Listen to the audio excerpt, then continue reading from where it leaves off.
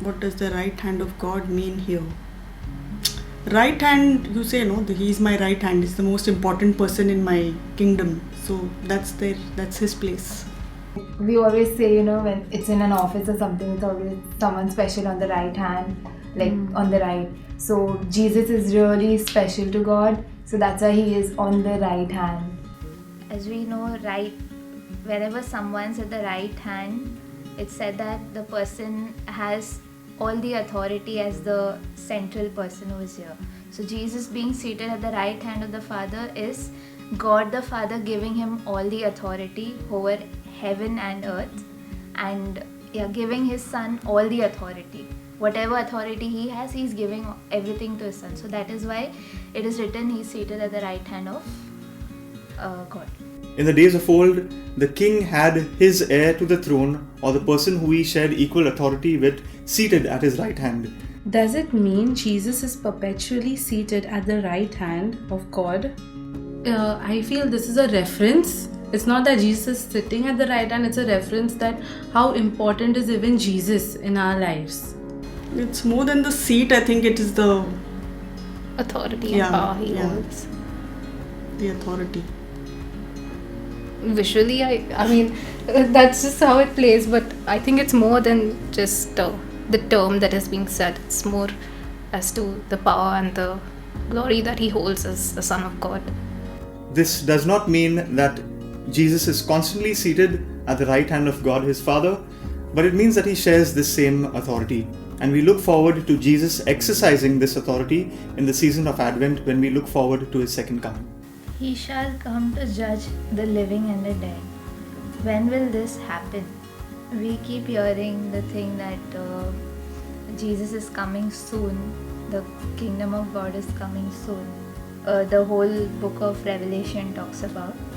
So Jesus, in the same way, I believe he will come to judge us. He'll bring the book of life and give his judgment about each one of us.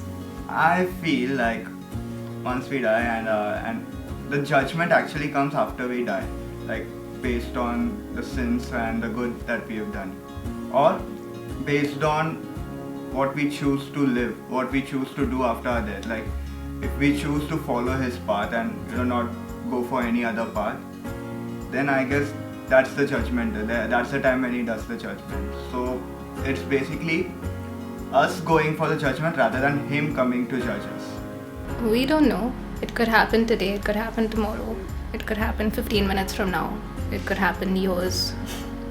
Maybe it's happening continuously, as in when that's a nice thought. All of us move from this life to another. That's Because a very we are nice finally going to our judgment whenever we do pass on from this life. So maybe we it's are happening already as we in speak. judgment. I mean, that's I'm a saying nice thought. from this life to another when we move. God's judging us now also. No, he says no, judge not and you will not be judged. So I'm sure he'll judge you when you have to. I don't know exactly when this is going to happen, but I believe that someday it definitely will.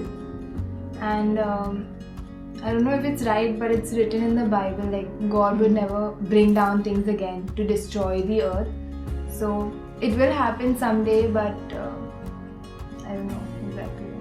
I think the judgment happens once we die and we go on top. It depends on our sins, it depends on us, how much, what we have sinned, what we have done. And accordingly, on when we go on top, they say, you are answerable for what you have done. So I think that's when, that's when we are judged at that time, when we go on top. In our Catholic faith, we believe that there are two judgments. The first is the private judgment and the second is the final judgment. The private judgment takes place immediately after we pass away. If we are holy here on earth, we gain access to heaven. If there are some sins that we need to purify ourselves of, we are then moved to purgatory. And if we deny the existence of God entirely, we are banished into hell. The parousia is the second coming of Christ. It is when the final judgment will take place, and this is what we contemplate during the season of Advent.